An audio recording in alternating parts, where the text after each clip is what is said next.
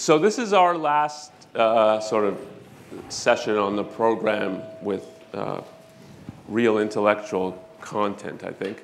And we're ending it with, what time is it? We'll have about an hour for questions, though if there's a ton of questions, this ends at 2. If there's a ton of questions, I think we will extend it a little bit. And there have been, which is good. A lot of questions in all the sessions. I want to just make a couple of sort of closing remarks, and then we're going to open it up for questions. And what I particularly want to do, the reason I want to make I'm going to try to keep this very brief, a few closing remarks is that in various kinds of ways, some political issues have come up about foreign policy, about immigration. I think in one of the question periods, it was, yeah, we think Social Security should be abolished in Medicare. And I want to frame some of the political issues in the context of free will. And I think the way Objectivism and Rand thinks about these issues. And one way you can put it, the Statue of Liberty came up, and I think Yaron can remember the inscription, so he paraphrased it as something like, "Bring them on." But so here's, it's not the whole of the inscription, but what is usually quoted. "Give me your tired, your poor, your huddled masses yearning to breathe free." And I want to just pause and talk a little bit about pause on this issue of yearning to breathe free. I think there's a real and deep connection between taking free will seriously in the way we've been talking about and sort of urging that one should think about their own life as you have a real and fundamental control over it. You can't just do anything, but you have a real control over your thinking and then the kind of life you're planning and that you can actually achieve. And that is the connection that I want to talk about a little bit in regard just to thinking about issues of political freedom. Or you could put it that for Rand, free will, morality, and political freedom, they're intimately connected. And the conception that you have of free will informs your conception of morality and of political philosophy. And one way that she put it is that a truly moral individual will protect with his life, or I think she put it, will defend with his life, 2 things: judgment and choice. Judgment and choice.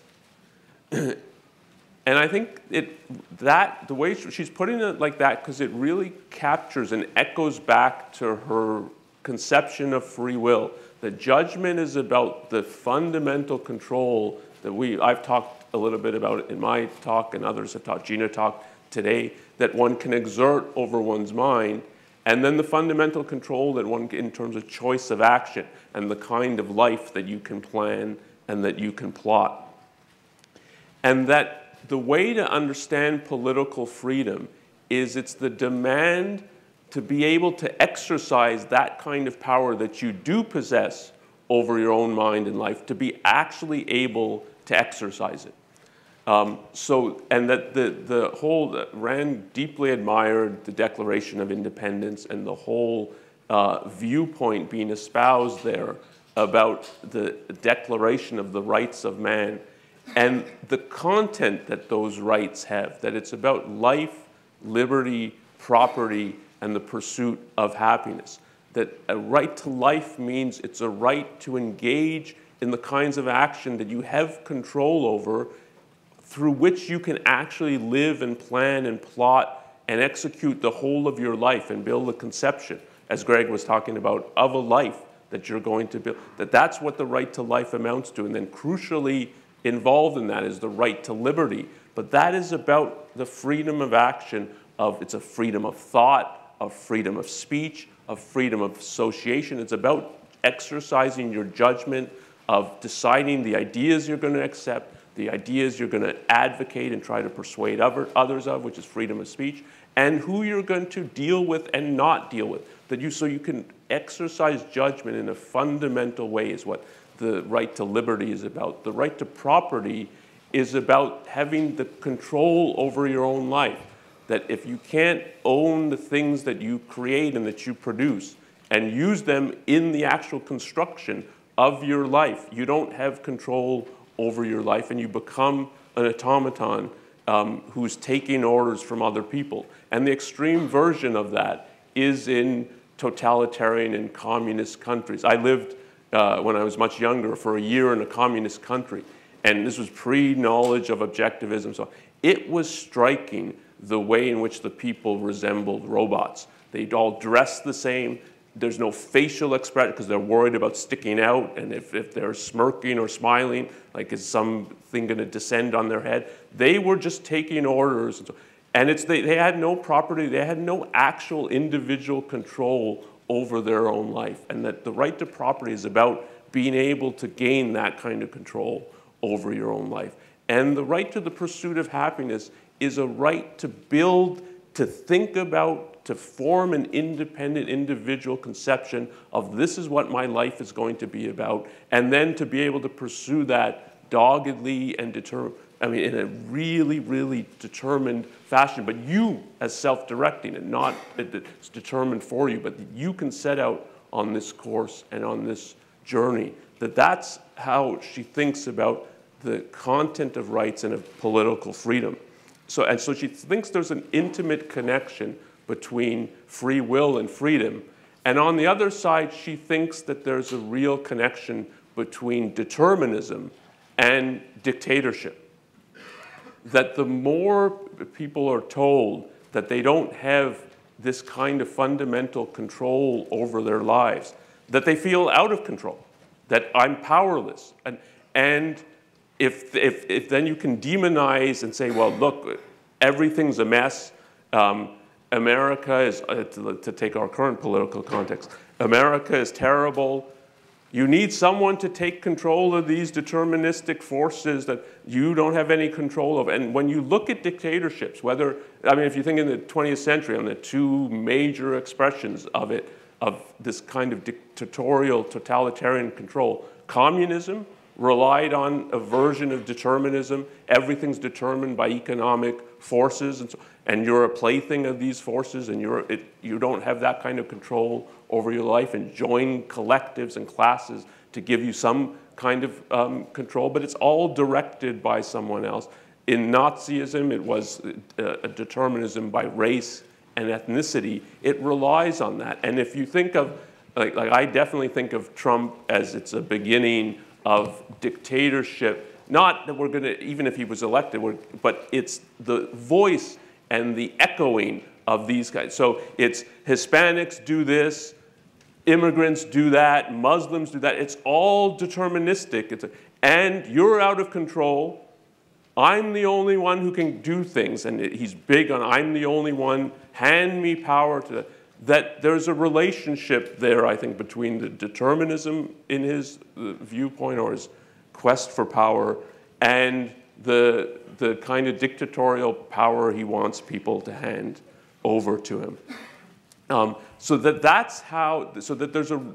This is an enormously important issue, not just at a personal level, but that one should think of politics as the expression of the personal. And the reason that the issue of political freedom matters so much, because what it really comes down to in the end, it's the freedom of the individual to be able to exercise his judgment or choice, or that to be constrained and limited in various kinds of ways. And like if you take seriously yourself as a being who can determine his own thoughts and his own course in life, that you will rebel against people who are going to say, no, that is going to be decided for you. So that I just want to frame it that is sort of the thrust of how I think Rand and objectivism thinks about the whole issue of political freedom. But let me stop there and now open it up for questions. So it can be, questions on all kinds of things that have come up during the conference. Can I ask a question? Yes, Dale. So my question is, and I'm a Canadian, so I'm naive on this, but And the Declaration of Independence doesn't say the right to life, liberty, and the pursuit of happiness, not property. And objectivists always say life, liberty, property, and the pursuit of happiness. And I understand the value in the right to property. Did they forget that, or is that implicit in life? And if the latter, are you adding it just to elaborate? I mean, I have a view about it, but... Well, go ahead. So I don't think they just forgot about it. But part of what is important in terms of this is if you read writings at the time, you will often formulate life, liberty, property, and happiness, or the pursuit of happiness. Happiness will often can be put in different kinds of ways. But property features prominently in the debates and the discussions and the whole discussion of the rights of man. So I think it's largely the issue of slavery. That it is, the biggest flaw, but I mean, it's such an enormous flaw in regard to the Declaration and the Constitution, is the toleration of slavery. But they didn't want to fully make it that this is a full endorsement. And property it would seem as it's sanctioning the property at the time held in human beings, which is a contradiction of the whole idea of what property act. There is no such thing as property in human beings. But I think that's the basic reason it's not in the Declaration. And I think it actually is good that it wasn't in the Declaration.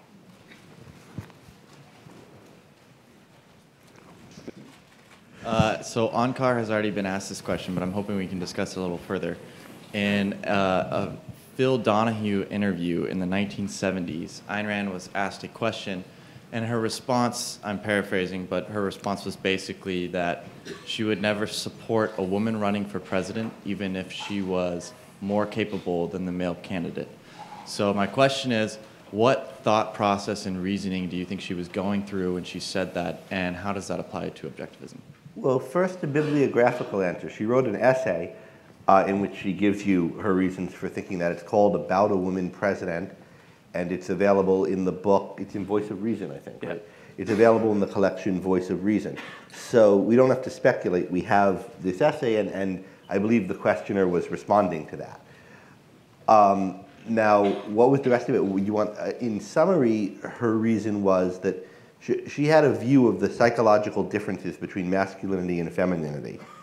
And she thought that although a woman might be as capable as a man to be a president, that the situation of having a job that made it such that no matter who you met, you would be an authority over them. And you would never get to meet anyone who you weren't in authority over. And authority in matters that concerned life and death would be a very psychologically uncomfortable position for a woman, because it would prevent her from having the kind of relationship with a man or with men or looking at men in the way that she thought was a component of femininity. And that definitely is a component of her own sense of herself as a woman and of the psychologies of her female protagonists. Whether that's true of all women and whether it should be is another question. She thought any woman who wanted to do that, in effect, would have something creepy about her psychologically, and that, she thinks, would rule her out as president. That was her reasoning. Do either of you want to? I mean, I'll just say that I don't think she viewed it as a philosophical issue. So in that sense, it's not part of objectivism. It's related to things that are in objectivism, but she was a novelist. And she thought a lot about the issue of characterization and of what makes people tick. And of the kind of novelist she was, she thought a lot about human relationships, including the whole issue of sex. I mean, there's a very different view of sex in the novels and in her portrait of human beings than is what you had in America at the time. So she has definite views about this, but don't treat every view that Ayn Rand has about something, even when it's a very considered and she has arguments for, it's not part of the philosophy, I think. And also don't take whether it's part of the philosophy or not as determinative of whether it's true, interesting or true or worth studying. It could be part of the philosophy and false. I mean, I think the philosophy is true, but it's not a definition if it's true within the philosophy, and if it's in the philosophy it's true. And But the separate questions, what did she think? What's true? What's philosophy? What's psychology? You've got to, do some mental bookkeeping on them. Okay. Also, she wouldn't support a woman president. She thought anyone running for president who was a woman would have to have some problems with her that would make her. So look, we've got a woman running for president now. I don't think anyone thinks she's any great shakes. I don't know anyone, her supporters who don't think there's some things suspicious about this woman. But whether that has to do with her being a woman running for president, I don't think it does. I think it has to do with her being corrupt and a creature of a grafty system and so forth.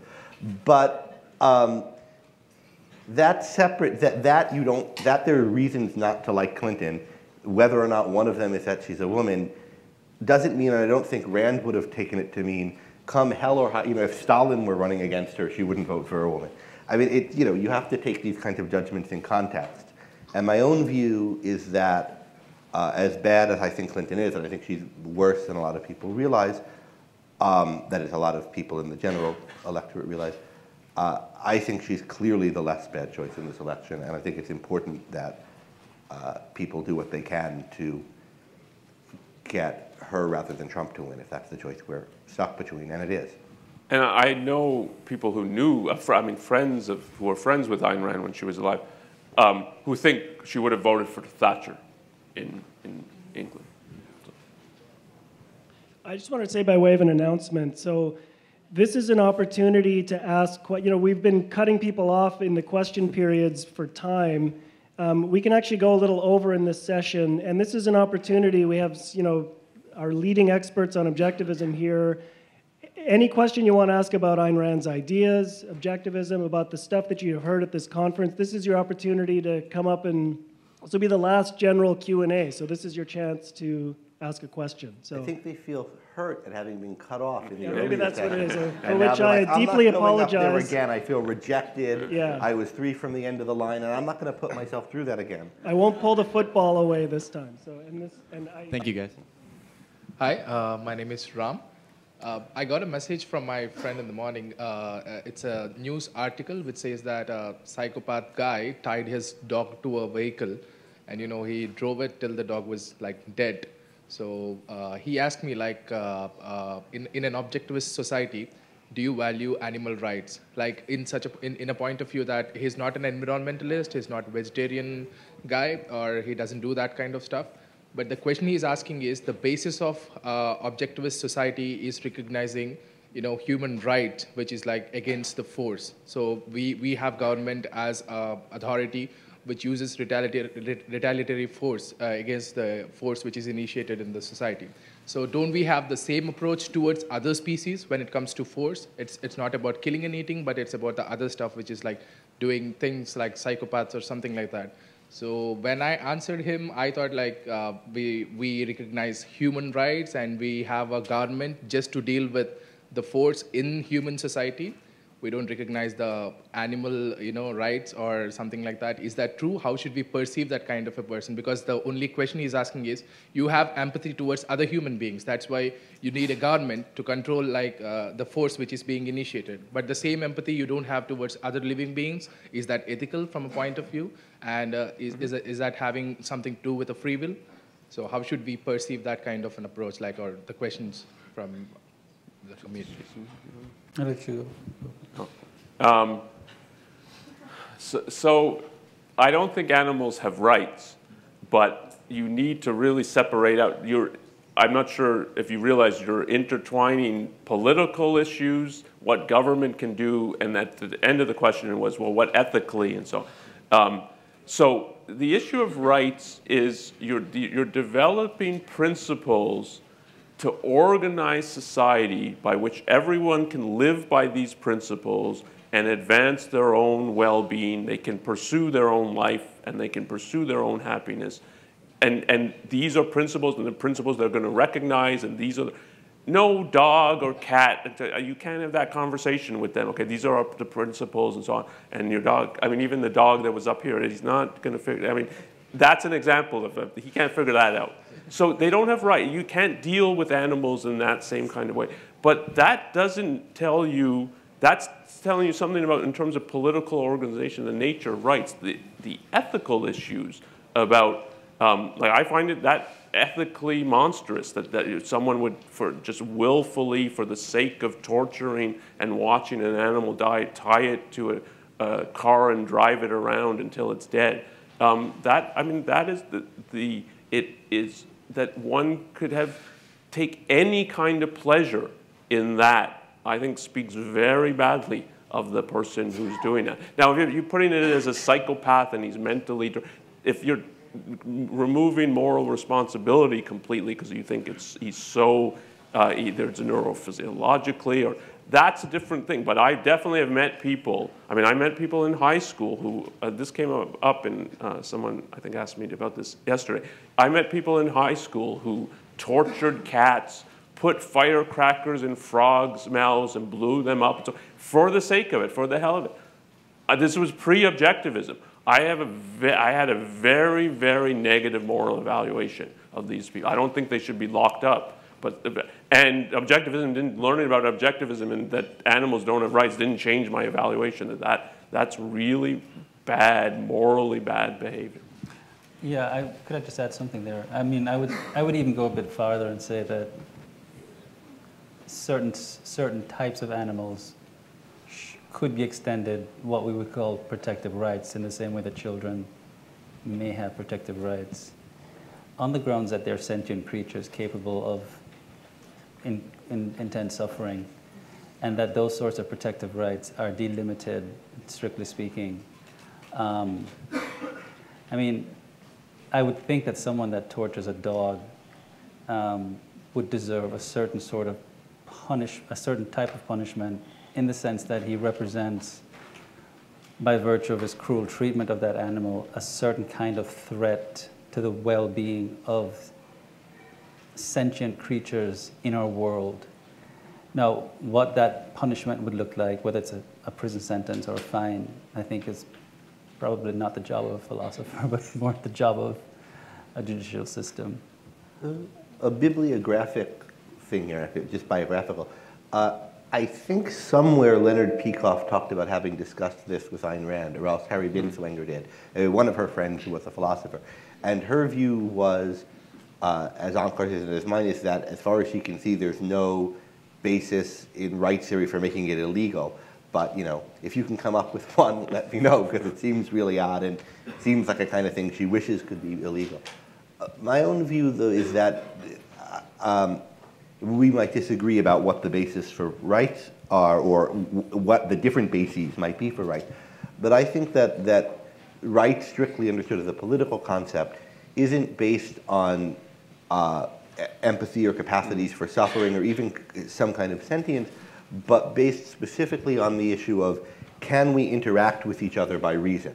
And if we're creatures that can, negotiate the terms of interacting, then the way that we ought to interact with each other is through reason, discussion, and consent. And rights define the spheres and the way of interacting that makes it such that all the interactions are voluntary and consenting.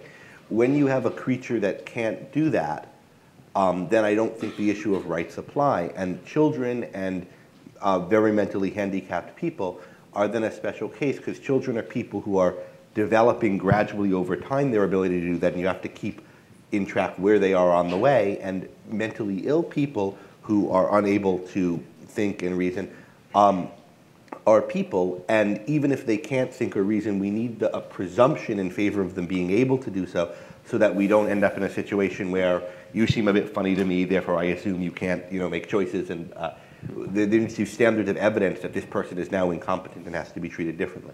So that's how I see that one. Thank you.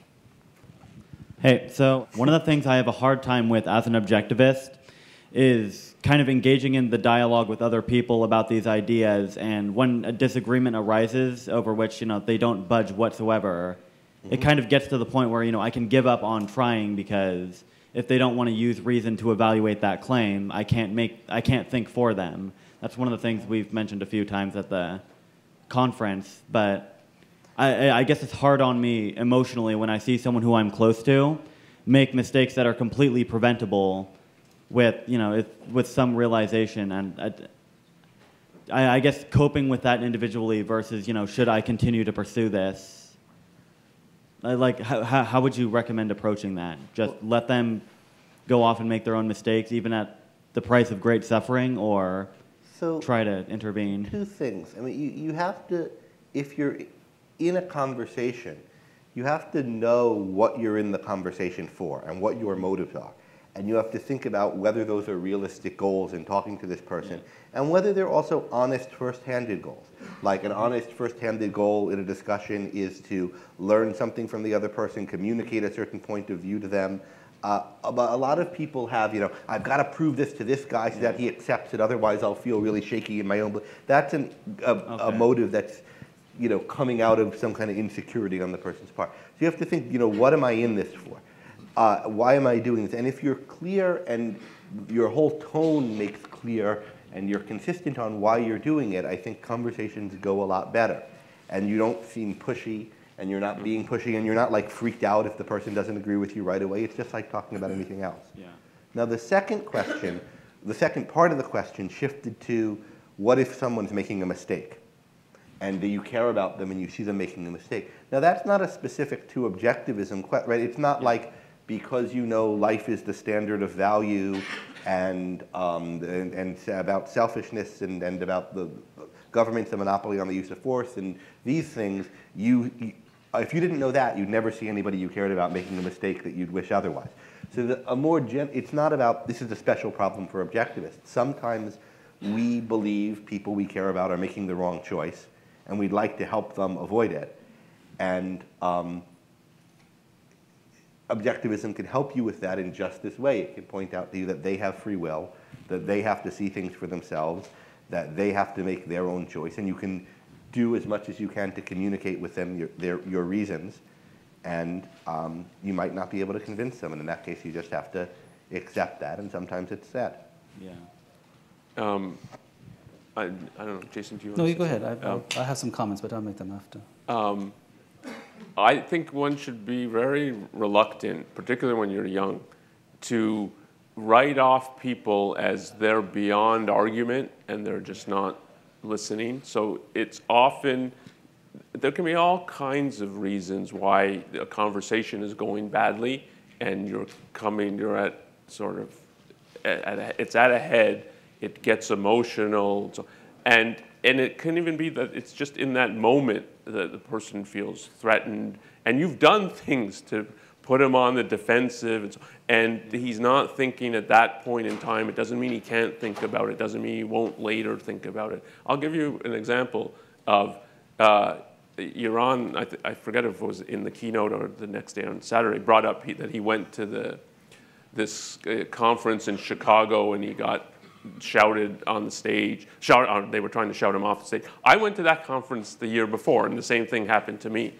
But I was expecting some real. We were talking. They're sort of the right-wing talk radio audience. So many of whom have become enamored with Trump, and they were trying. I was talking about immigration as well, and they're shouting. And people were trying to disrupt, and some people walked out. But I kept talking, and I mean, I have some skill at this, I think, because I'm a teacher. And so I did it in a very non-threatening way. I let people, I got things like, you're on to go, I wish you hadn't worn the Citizen. Someone found out I'm Canadian, and why should we listen to you? You're Canadian. And I asked, does my argument really depends on my passport? But not in a threat, is that really the position you're taking? And it seemed like at the time you've gone nowhere these people are not thinking. I had many, and at the end of the talk, I thanked people for listening, even though half of them weren't really listening. But I had a number of people come up after that talk and say, yeah, we shouldn't have shouted you down. I really can't answer I'm not sure I agree with you, but I'm not sure I got answers to it. And you would think those people weren't thinking at all, but that wasn't true. And the more you can get in an environment where it is that what you're really encouraging is thinking, the more likely it's going to happen. So don't write off people too quickly. And I would just underscore Onkar's point and say that, as a teacher in the classroom, I find that the quickest way, even among my students who are interlocutors among each other, that the quickest way for them to turn each other off is to begin the process of proselytizing among themselves. That when you come across as a smart know-it-all, that's the quickest way that you lose an opponent. And you cannot write people off in one single moment, because that would sort of presuppose knowledge of someone's intentions, of where they are in the argumentative process, the sort of skills that they have. And I always privately I tell my students when they come to my office about how to win arguments and so on and so forth, I said, sometimes it's best to just adduce yourself as the absolute irrefutability of your own argument. So you adduce yourself as the utter stupidity of the person's argument by being a living example of what you're arguing for. And that's not always the easiest thing to do if you're arguing for something quite abstract as property rights, right? But sometimes it's the best form of winning a point. Also agreeing with both of these last comments, thinking takes time. Yeah. And it's almost never the case that with anything worth really discussing, that someone changes their mind in the half hour you're arguing with them. What happens is they go home and they think about it, and a week or a month or 10 years later, they come around on some point, and they never tell you that they did, or maybe they do. But it's not, thinking doesn't happen, thinking happens offline, not online. Mm-hmm. Thank you.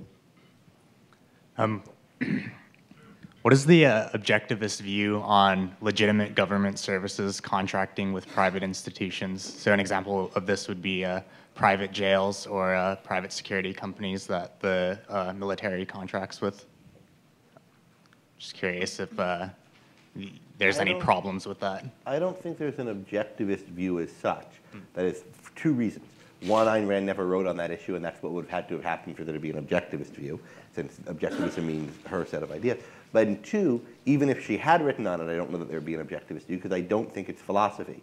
It's an issue that's too detailed about, and I think to decide it, you'd have to, it would have to be based on kind of detailed experience of how these different arrangements work, and it might be that different things are proper or good in different societies at different times, depending on just local facts about how things are going on in that economy and what services are best provided by which people.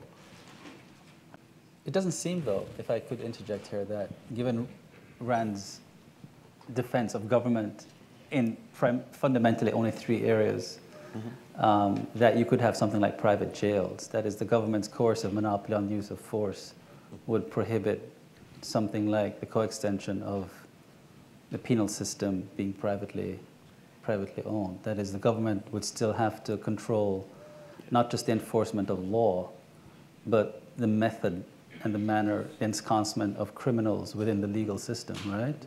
Well, that's the logical terminus of her argument. It would certainly have to set the terms for it, and I think most straightforward way to do that is for them to operate the jails. But whether they can contract that out to people, if the government operates the jails, it's buying buildings and hiring jailers. That is wardens and so forth and guards. And whether instead of doing that it can hire a company that provides that service as a batch rather than hiring each warden and guard one by one, I don't know. I'm worried about the way it seems to have happened, and I think there are problems with it. But whether those problems are such that, in principle, this always has to fail, or whether there's a way to do it depending on the state of the culture, I don't know. But I think, the basic point I think you're making is right, that the government has to exert tremendous amount of control and supervision, even if it can't contract it out. It can't be a prison's a black box, and sort of we send them there, and 20 years later you let them out, and we have no idea what happened. It can't be that. That's certainly right. Thank you. Hello there. I wanted to bring something up that hasn't been touched on yet. That's a very important section of objectivism. Since my main area of study and work is in the performing arts, I'd like you to give a small analysis of Rand's theory of aesthetics, if possible. Jason, do you want to take that? I know you. No, I think that's Onkar's. That's Onkar? That's Onkar's. I can do it if you guys want, but I remember you wanted to write something. You can do it if you want. No, you go ahead. All right. I mean, I teach it, but I prefer it for you to. Okay. We're all deferring. We're deferring here. Largely out of politeness, I think I'm right. But so Rand's view is that art communicates a way of looking at the world. So it communicates an artist's kind of sense of what the universe is like, and it does it by recreating, representing something in the world. And some specific thing, and it works differently with different types of arts, and music and architecture are particularly difficult cases. But if you just take a painting, right, it's portraying some object, some landscape, some person, some whatever, and it does it in a way that's slanted. It emphasizes certain things, de-emphasizes others. There are lots of choices that go into it. And those choices in how the thing is recreated and what's emphasized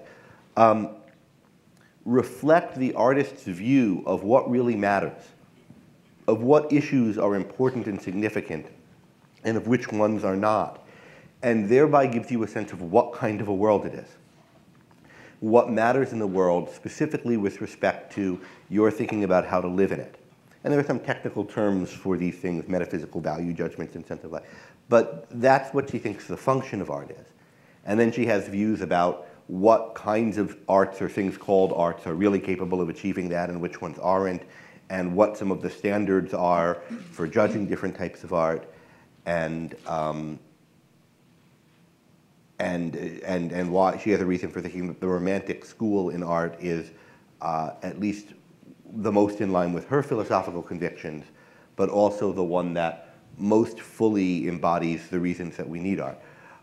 But all of that's, a lot of detail. But the essence of it is this idea that the artwork gives you a sense of a life, a sense of the way the universe is, and communicates the artist's version of that. And if we were to spell out in words what a sense of what the world is like and what things are important and not, the kind of sense that's communicated by an artwork, if we were to fully articulate it, it would be a philosophy. So art is a way of expressing a philosophy, and what we need that for is that we need philosophy to guide us in life. We need philosophy to orient us in life. But we also need to have a way of directly experiencing and feeling viscerally the kind of ideas and worldviews that guide us in life, rather than having it in words that are very abstract only, and you can't kind of see what it means in a day-to-day level and react to it emotionally. And the function of art in life is by conveying a sense of the world to us that's philosophical in a manner where we can directly perceive it and interact with it. It lets us kind of experience our own worldview if we resonate and agree with the artist, or an alien worldview to get a sense of what would it be like to think that way. Just one example of it. So 1984 came up the other day. You were asked about the difference between Anthem in 1984 or between Ayn Rand and Orwell. And I think 1984 is, since this is a free will conference, 1984 I think is essentially a determinist book. It's an anti-free will book with good political themes, but still it's a worldview of Orwell where people are not free. And Ayn Rand's books, Anthem and Atlas Shrugged, are books about people in a worldview where freedom and choice matter and are important. And if anyone wants to talk, we can talk about how I can tell that and what's going on in those books. But if you read 1984 and then you read Atlas Shrugged, one of the things you get a sense of is, what would it be like to look at the world if I thought people didn't have the power of choice? How would I understand them? How would I understand the hopes of succeeding if I was in a dictatorship and trying to overthrow it? And how would that feel? And it feels very different than Atlas Shrugged feels.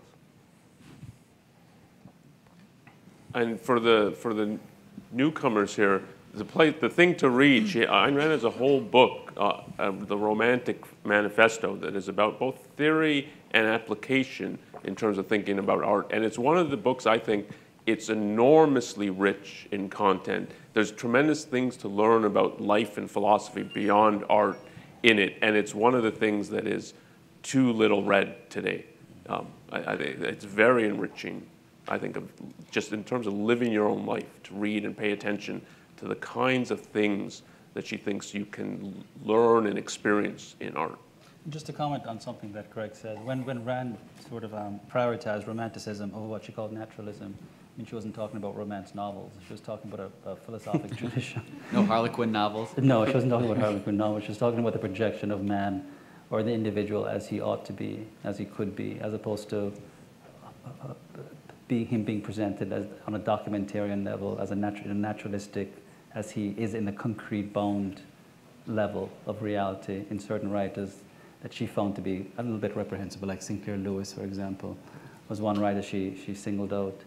And here she was championing or channeling, in some sense, Aristotle, who said that in his Poetics that fiction was superior to history because history presented man as he was and he is, and poetry and art presented man as he should be, as he ought to be. So it was a normative presentation of the individual, an aspirational quality that the individual possessed. Well, we should say, as much as Rand, because you mentioned Lewis in particular as an example, as much as she thought of him as from the opposite philosophical school of how to write as herself, she thought he was an excellent exponent of that school, and she really loved some of his novels, particularly It Can't Happen Here, and which is of troubling relevance these days. Thank you. Okay, gotta get my camera ready again. Sorry. This is gonna be for Philosophy Club. Hi, Philosophy Club. I got the question. All right. Based on the axiology of objectivism, by virtue of what are values made? You mean axiology? Yeah, the axiology. By virtue of what are values made? I'm not sure I understand what the verb made is doing. Do you mean why are there values? Or like when I have a particular value, how does it get to be that I have it?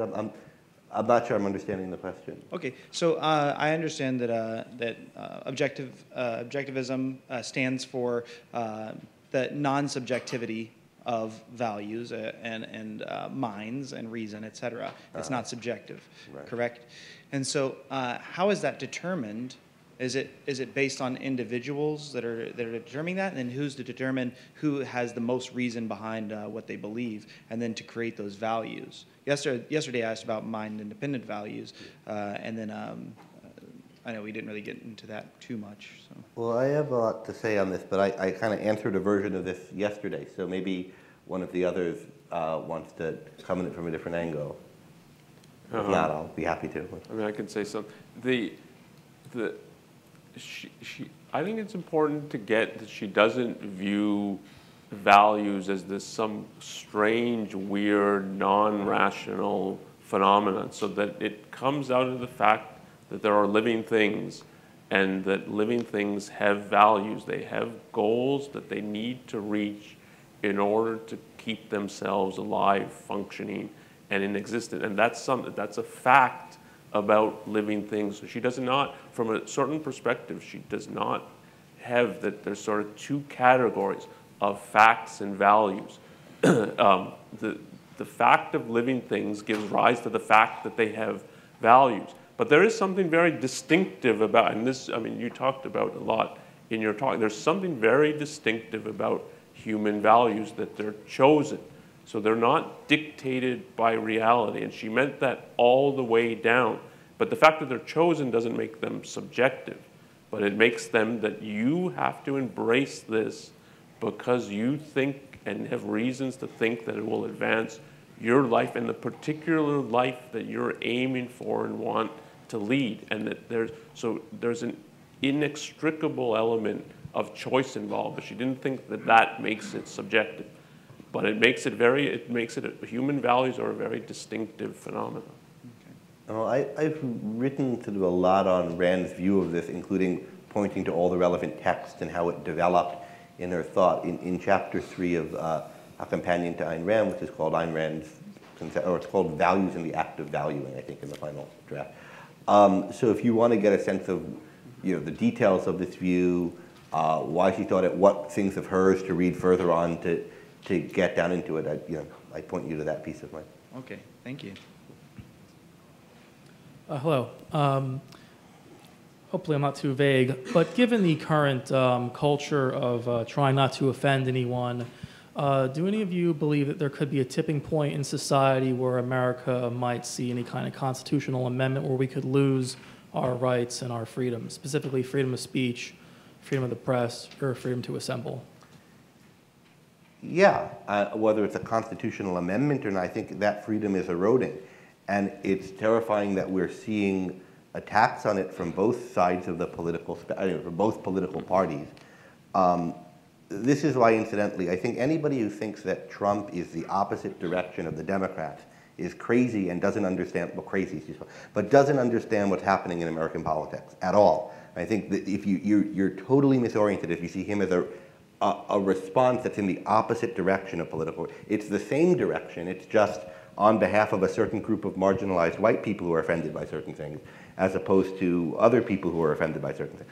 But it's, both sides are seeing certain views as beyond the pale and therefore not to be discussed, and are thinking of ways to use the apparatus of the state to prevent that. And we have it. The worst thing on the left right now, I think, in this connection is the attempts to prosecute fossil fuel companies for funding, I mean, Exxon is the example, for funding climate change skepticism, right?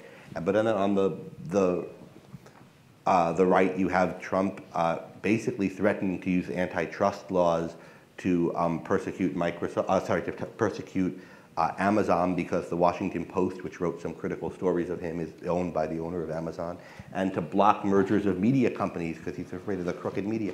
This is the same thing, and it's really an attack on speech, and it's coming out of a culture that values and understands the value of free speech less and less, and we will lose it if this doesn't change.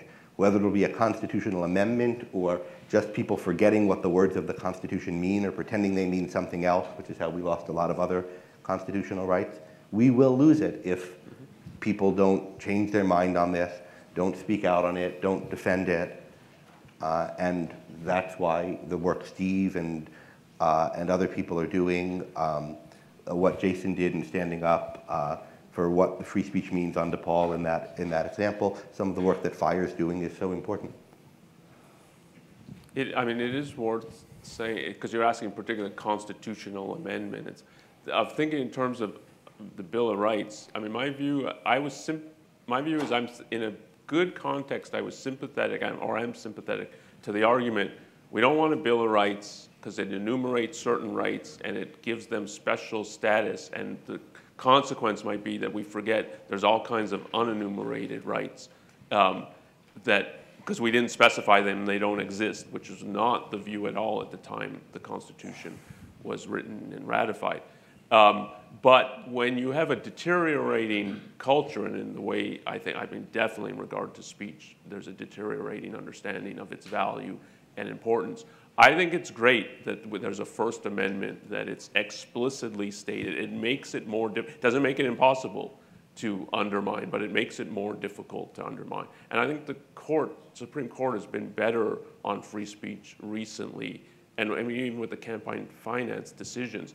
That is encouraging, and in terms of thinking of checks and balances, that is a check against people like Trump wanting to wield executive power to trample over people's rights, and right to free speech in particular. So I have a more technical question about metaphysics. The objectivist theory on identity has always struck me as sort of begging the question. So how do we know by simple observation that the identity of an entity must necessarily remain consistent? How is it that by observing that A is A, how do we know that the nature of A must remain consistent? Or to put it another way, how does the law of identity resolve the problem of induction? Well, there's a jump. There are a bunch of intermediate premises between.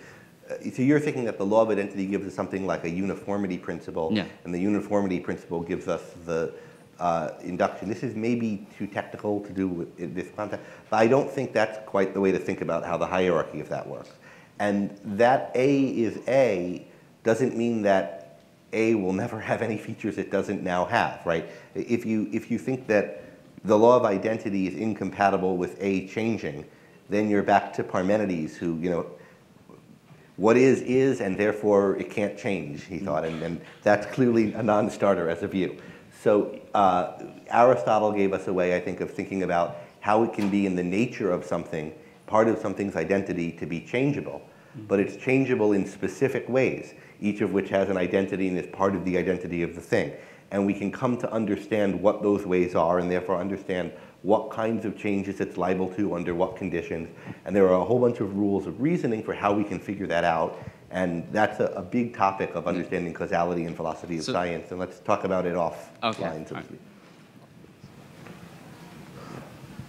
My question is, do you believe there's anything that has happened or any developments that have occurred since Rand wrote, whether technological or healthcare or just world history, that would change any of her philosophical statements or conclusions? And I'm thinking specifically about some kind of rough quotes she has on subnormal or handicapped children shouldn't be allowed to associate with normal children because it brings them down to the level of that subhuman, or not subhuman, subnormal child, or talking about wasting money trying to treat these people, because we have ways of doing that today.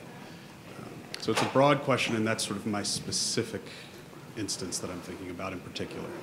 Well, I don't, so those comments, if I'm thinking of the one, they're not philosophy proper, right? They're about like what the right approach to pedagogy is, they're about issues in psychology. So if we're saying, did anything happen in the 40 years since she died, that would cause her to think anything now that she didn't think while she was alive, and she'd have to be crazy not to have learned anything over the course of 30 years. What particular things she would have learned and what statements she might have changed in light of them or made differently, or said, well, I still agree with that, but I now want to qualify it. One kind of has to play mind reader to do that. With regard to the specific statements you made about what kind of work is possible with mentally handicapped people and how they should be related to other children, I think she was reacting against, and the right to be reacting against, a view she saw in the culture that was lionizing disability and compassion for disability as the kind of essence of what's important in life. And she was saying there's something wrong with this. This is not what we should be prioritizing and thinking about. And a lot of movements or developments she saw as directed at that, she thought were destructive.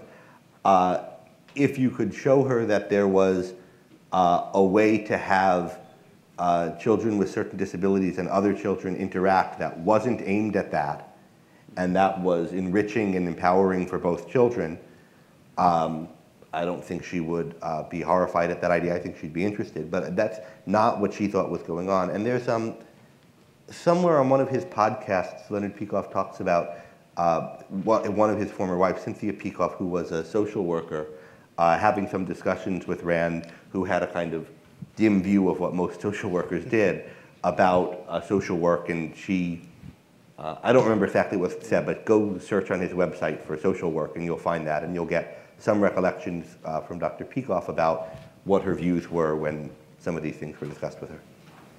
It doesn't seem, though, that, not to speak in terms of whether a statement that's part of Rand's, can I call it, biographical memorabilia, sure, can be classified as part of the corpus of objectivism. It does seem that the basic thrust of objectivism wouldn't be compatible with penalizing someone like a disabled person who suffers through no fault of his or her own and is a victim of that suffering. That compassion couldn't be, as an ethos, and I'm not talking about how public funds are allocated towards the disabled, but just as an ethos, how compassion gets allocated towards the disabled. It doesn't seem that from correct me if I'm wrong, but it doesn't seem that if you follow the objectivist vein of not penalizing those who suffer through no fault of their own, that it would seem that an objectivist couldn't properly have compassion towards a disabled person, and to, in some sense, include such persons within the pantheon of the human community. Now, whether you appropriate public funds to alleviate that suffering is another issue that objectivists might disagree or agree upon. But in terms of just a general ethos, it doesn't strike me as there being anything within the objectivist philosophy, as espoused by Rand herself, that would prevent that sort of ethos from being forthcoming. Yeah, I agree with that. I think she thought that some of what passed for compassion for handicapped people was really a way of expressing disdain for ability, and I think she wouldn't have thought that was genuine compassion for handicapped people, but it was what was often presented under that head. And if the symbol for this would be the Stoddard Home for Subnormal Children, right, in the Fountainhead, and what was driving Toohey and Stoddard to want that project. And that's the thing that she was opposed to when she makes these kinds of comments. And I think she said that's not really caring about these kids. But we can, you know, that's where to look for what's driving her there. Okay, so I understand this question is not a philosophical question per se, but I'd still like to hear your thoughts on this. I'm really curious about your views on the nature of mental disorders, particularly mental disorders that seem to have an origin in cognitive errors and not in neurological problems. Are those with cognitive disorders morally responsible for their condition? And if so, should the insanity defense be abolished, as argued by the psychiatrist Thomas Sass, who I think Ayn Rand spoke briefly and positively about? For example, consider Jeffrey Dahmer, who was diagnosed with multiple personality disorders and seemed to genuinely struggle with these deviant desires, but was sentenced to prison for his life. And contrast him to John Hinckley, who was ruled not guilty by reason of insanity and was released this year from being institutionalized, but was also had a similar personality disorder type mentality. I have no expertise in the area. All I would say from a philosophical standpoint is that you should take seriously that consciousness is real and that it has effects, so that in terms of also, I think this was part of the thrust at the start of your question, in terms of thinking about psychological problems, that a person can be responsible for having created psychological problems that then have further ramifications and may render him a diminished capacity in terms of the control over his actions and so on. But there's a meaning to saying, well, yeah, but he was the source of that. But there's complexity then in what you're holding him morally responsible for. So, but that should be a live issue. It may turn out, no, there aren't things like that. But you shouldn't rule that kind of thing out in advance. But all the rest of it, I view as it's a highly specialized field of study that I don't know anything about. I'm not a psychologist, but I just know Ayn Rand made a very crucial distinction between what she called errors of knowledge versus errors of evasion.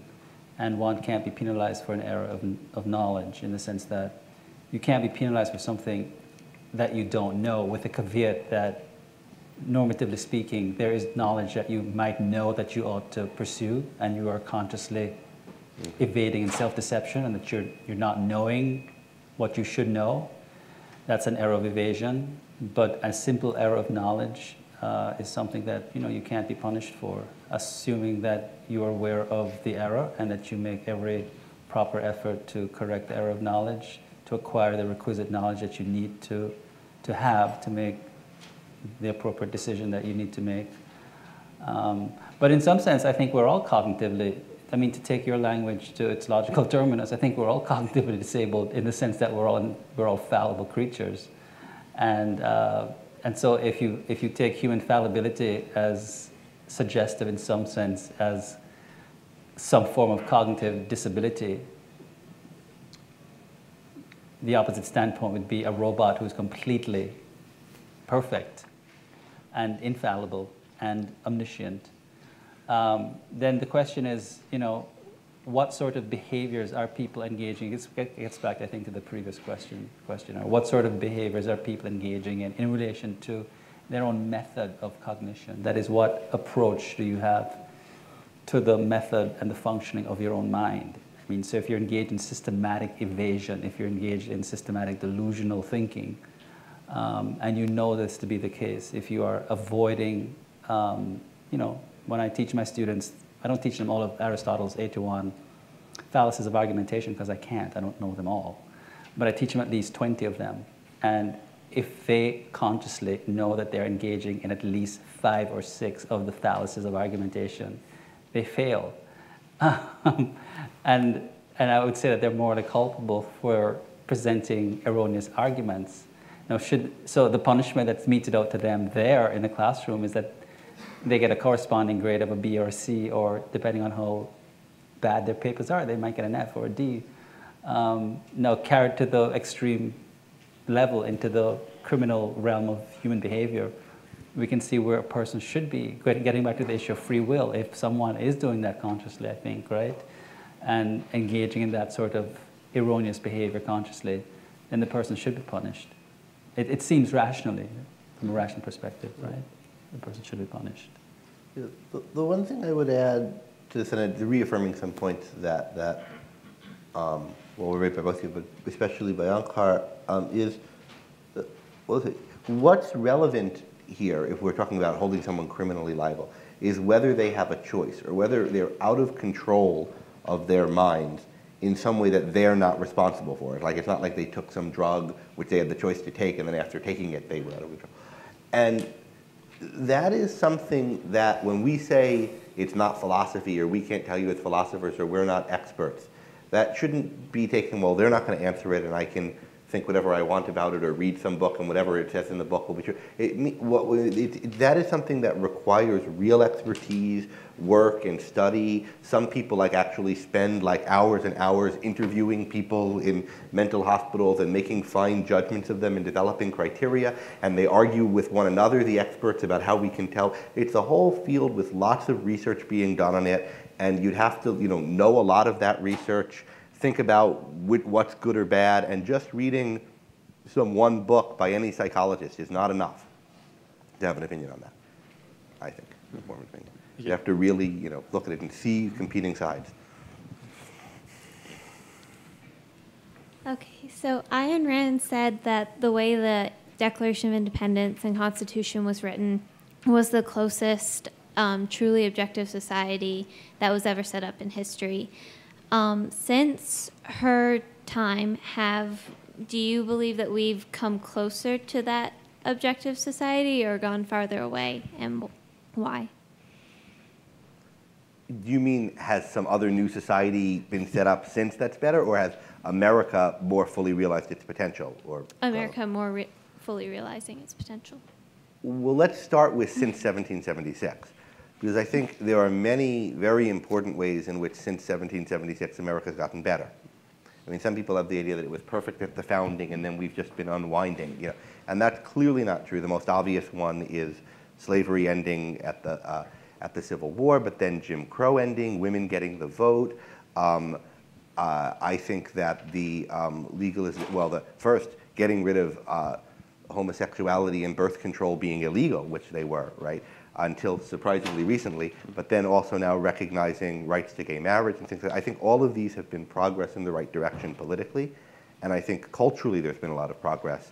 That's real progress towards what's implicit in the founding principles was. But there are other aspects of, and some of that happened before Ayn Rand's time, and some of it was happening during, and some of it's happened since. But there are other respects, I think, in which the culture's gotten, and the culture and the system of the country has gotten worse at the same time. And I don't think you can say, you have to divide it up and say with respect to how business is treated and the separation of economy and state, things have gotten worse. With respect to rights of minorities, things have gotten better. And often the very same laws have made things better in one respect and worse in another because they've been intertwined in bad ways because of the way the movement fighting for one or the other thing understood the issues or misunderstood them. But there are certainly respects in which America's gotten better, and also respects in which it's gotten worse, I think. Thank you. Hi. So I have two questions.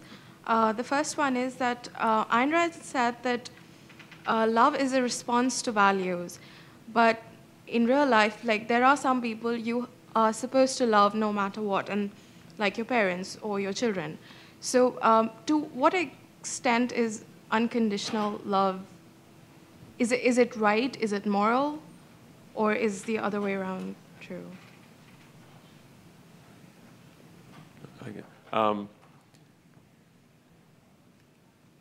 I'll set aside the issue of children. Maybe someone else wants to take that. But in general, I don't think there should be unconditional love.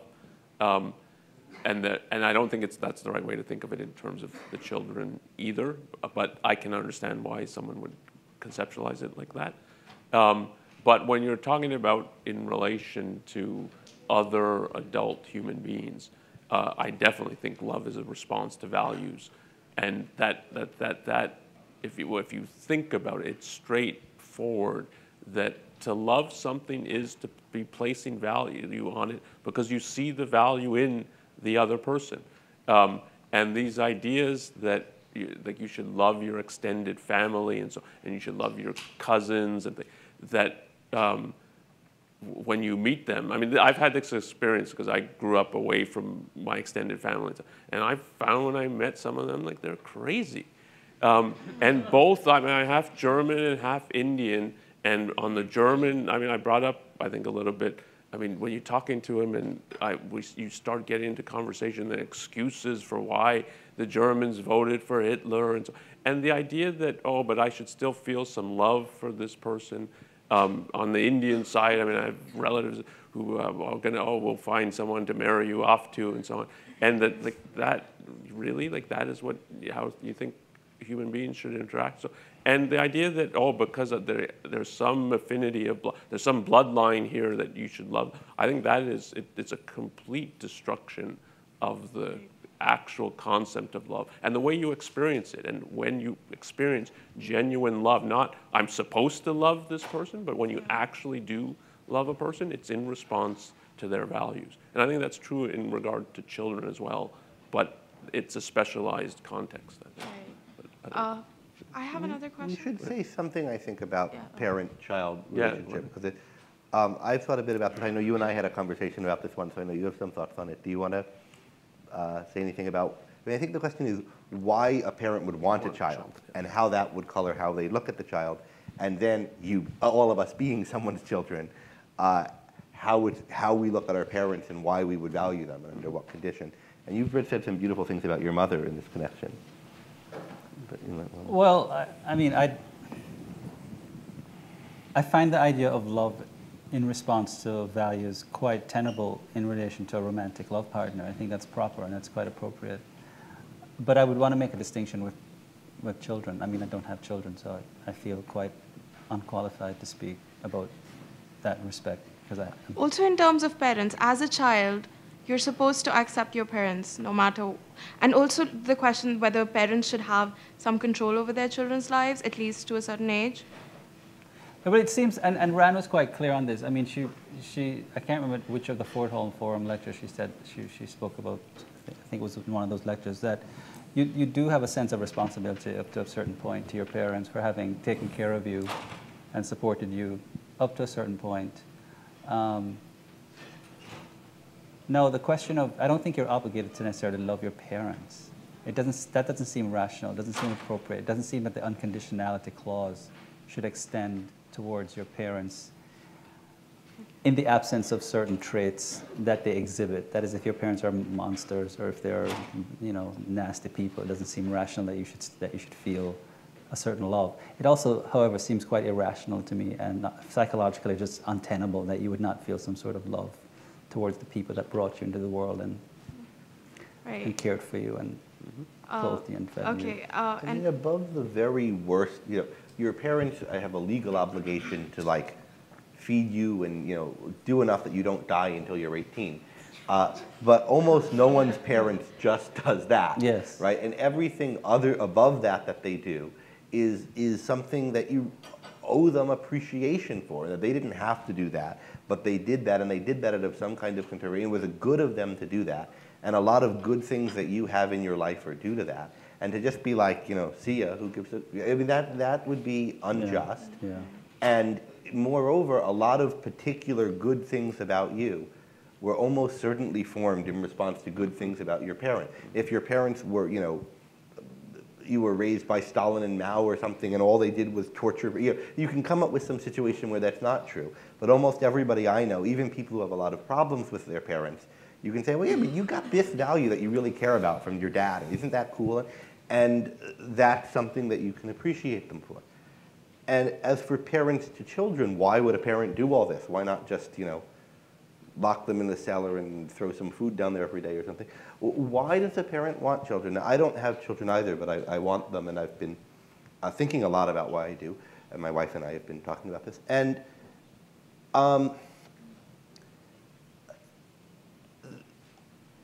there's a kind of relationship I want, in a way that I want to be able to, there are things I've learned and approaches to life that I really want the experience of passing on. And I want to, my wife said, you know, I'd like someone to teach my ways to, is how she describes it from her. And from my being a philosopher, it's more my perspective on the world than my ways. But there are things I want to pass on to someone. I think having a child is a way of doing that. There are experiences in life that I want to have that I think having a child is a way of having. And once you reach a certain age, you know, when you're very young, development and growth is always obvious to you. Like, I'm doing this year things I couldn't have done last year. If you live your life right, I think you're still developing and growing as you get older. But it's not in as dramatic and constant a way. And having a child in your life that you're caring for is a way to keep having that perspective and growth and progress with something that's directly tied to your values there. And then why would you love the kid? Well, when it first pops out, you know, it doesn't have much of a character yet, but it has a tremendous potential to be everything a human being can be and everything you value in someone, and no defaults on that potential yet. And it can be, so any kind of love of humanity, love of human beings, love of what's possible to human beings you have, that's in a baby, that's yours to care for. That's, I mean, a really pure form in which you can experience that. And then as the child develops at all, as it starts to get personality traits, you're going to see things that it's getting from you and from your partner, who's someone you love if you're raising it with a partner, right? And those are going to be real values. And, you know, there's free will, and so children might not turn out the way you want, but it's only in really extreme cases that your child will turn out to have nothing whatsoever in common with you by the age of 3. So you're like, who the hell is this little guy? I just, damn it, I got to give him food, but I don't want to. I mean, that doesn't happen. And, or maybe it happens once or twice. But I think there are good reasons why parents usually care for their children and we really love them and they're important to them. But you might ask people who are parents, as it happens, none of us up here are yet. All right, I have a second question. It's about, so. Well, you know what, there are other people, so I know we took a long time answering your first, but we should cycle. Sure. But ask, you know, offline when we're Or you can get back in line. Yeah, get back in line. Yeah. Hi, I wanted to bring up something from yesterday's panel, and Jason answered some of it today, but I'd like to hear more from all of you. I was a little bit confused about what was being said about Mill and the harm principle and talk of progressive social norms, and I'd like to know what you all think on how those relate to the objectivist perspective on free speech and more broadly on free will. Do you want to start, Jason? Yeah, I think you and Nico were having an exchange on Mill at one point. Well, On Liberty, Mill talks about the restrictions against incursions, or the restrictions against incursions that society can make against individual actions. So Mill is a big, as you know, advocate of individual rights. And Mill says that you cannot interfere with the actions of another person that he or she exercises in behalf of his life, provided that he or she does not harm other people. And the way Mill defines harm is quite vague. It's mostly the violation of another person's bodily integrity in the physical realm. And what I was trying to do yesterday in the question and answer period, since I'm sort of no longer as radical a First Amendment absolutist as I once was, still a strong defender of the First Amendment and will always be, but is trying to extend Mill's harm principle into the psychological realm, because I think when you look at the statistics, at the number of people, for example, who commit suicide, teenagers who commit suicide from bullying, from psychological tauntings, that it takes someone who's really, really tone deaf or just morally indifferent or psychologically inastute to the sufferings of other people to not see how psychologically harmful the assaults against people's personal identities can be to such people, right? So what I would like to do, and I think it's a very, very contentious and very, very, how you quantify this, I think qualifying it is easy, but how you quantify this is going to be quite difficult. How you quantify the harm principle psychologically is difficult, but I think one can ostensibly point to, for example, the suicides and the rates of depression that are ostensibly linked to the psychological tauntings of bullying. And I think that a revision of the ways in which we deal with people, how we address people, how we articulate their identities. We don't call people faggots, or we don't call people bitches publicly or privately. We shouldn't, at least. And how these norms and the protocols surrounding these norms, how they all get changed over time, I think is properly the business, not of a sociologist, but of a moral philosopher. And that's what I was trying to address. I think it's a very, very interesting phenomenon that has arisen over the years, much of it attributable to grassroots. What was the term that you used when we were talking today? Informal groups, I think. Informal institutions. That's right, informal institutions, feminist movements, black emancipatory, various what we can just call emancipatory groups. Whether we agree with them wholesale or in retail manner is irrelevant, that they have contributed to the ways in which these norms have been modified and reshaped public discourse.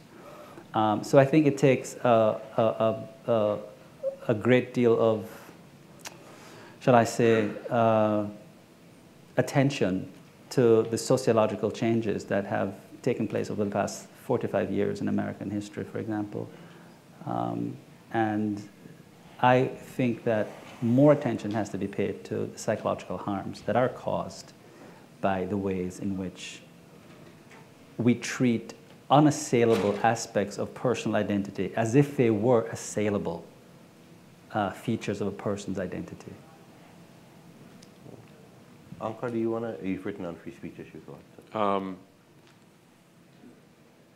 In regard to, I mean, my reading of Mill on liberty is there's ways in which his heart is in the right place, and there's many ways in which it's one of the best things written about free speech and the arguments for why, for freedom of thought, and for why it's crucially necessary. And he deals with many of the hard cases that you need to deal with. So in that sense, and he's on the side, sort of, I think in terms of his personal convictions and morality, on the side of individualism, and he admires a real independence in people, and you find that in On Liberty. But if you think of the whole structure of the argument, it is in a, I mean, in the end, it's in a, I think, in a utilitarian framework, and if you read it, you get the sense that this is an apology. And this is definitely the way Ayn Rand read it, but when I read it, I get that same feeling that he's trying to, so the utilitarian framework is that it's supposed to be about the greatest the greatest happiness of the greatest number. The individual is, from that perspective, a cog in the moral calculus, and he's dispensable. So it's about the it's a very collectivistic view of morality. And so what he's trying to argue is, no, we should leave the individual able to experiment and to think for himself, even when his views are abhorrent to a lot of people, because he might show the way to the masses of people being able to benefit in the long term. It's all a justification of justifying the individual's existence and the pursuit of the life that he wants to live from the framework of, well, it makes, not that it makes his life possible, and that's why he needs the freedom, it makes the other people's life and happiness greater. And so that there's, and I think in the end, that kind of argument doesn't work. And then you get the, and I definitely think the harm principle is vague. And it's sort of that when anything spills out into action, then there can be social and government control over it. And I think that is a very vague and dangerous standard. And it's what attacks on free speech use today.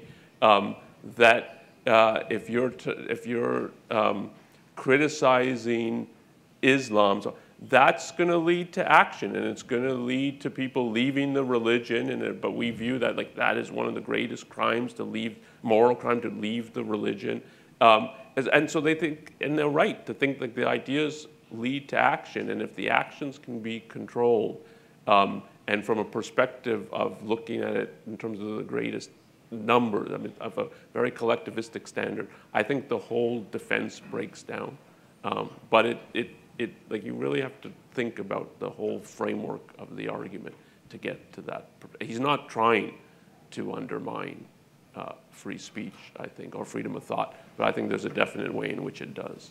Let me add that we can distinguish two things, and this came up on the free speech panel yesterday. There's a right to free speech, which is an aspect of our rights to life and liberty, right?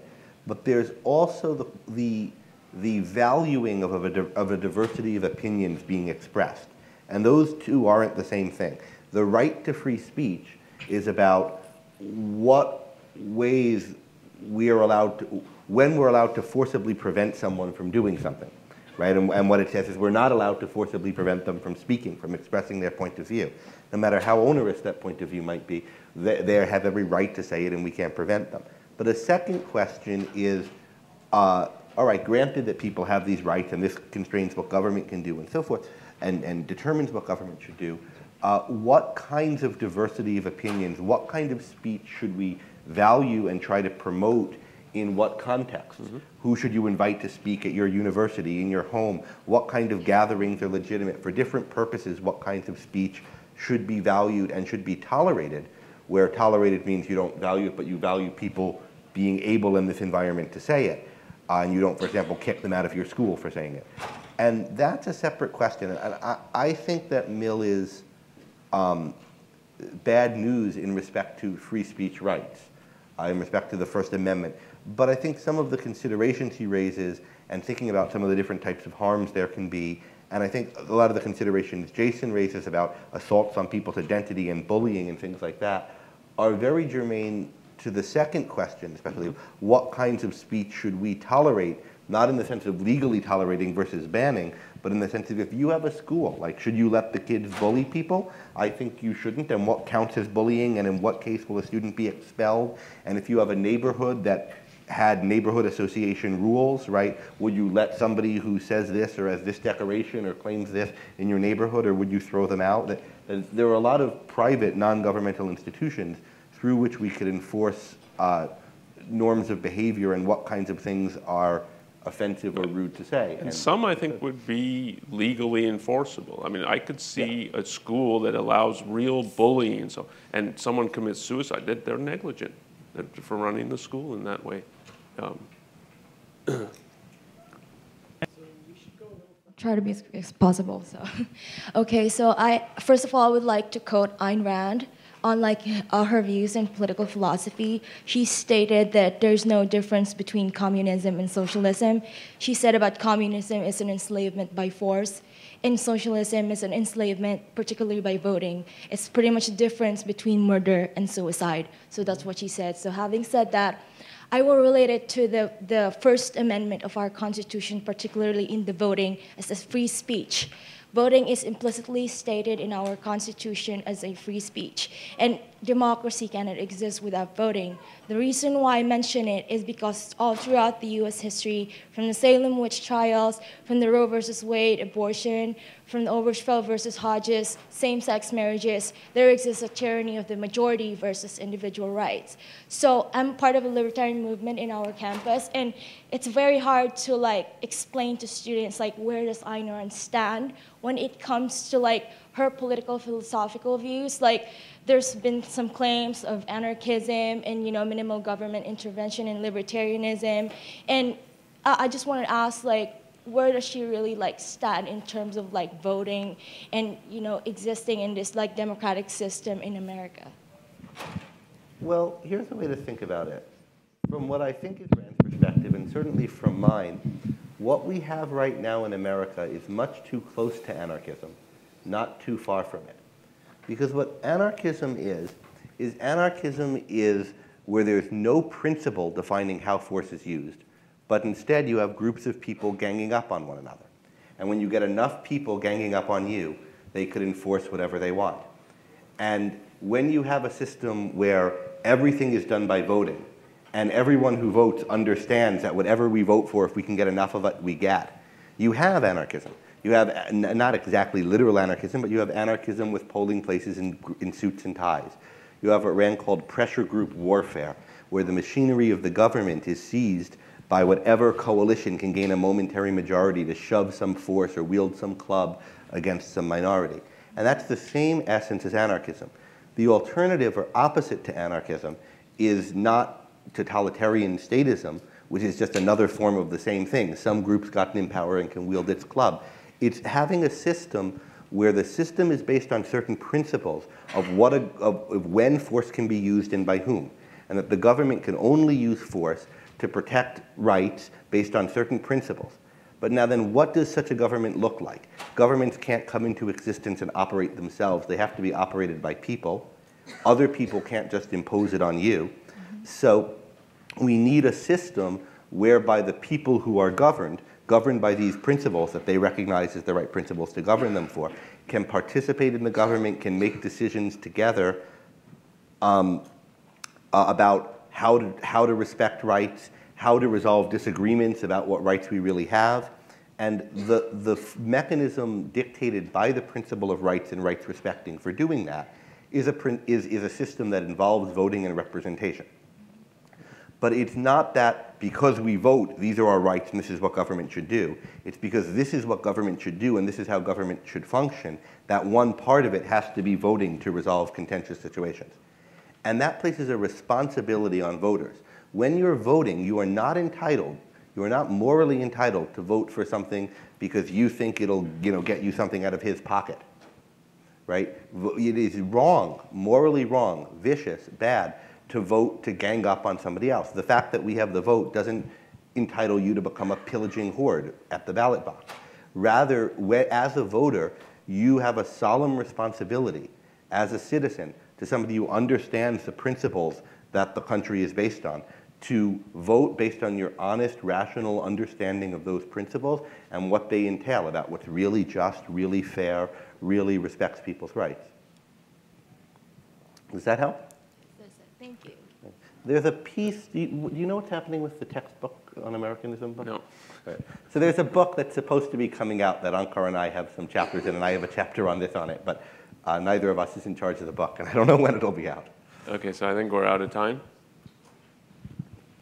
I don't know what happened to Keith, but yeah, let's end here because that was 5 minutes. So yeah. Thank you, and thank you for coming to the conference. I hope.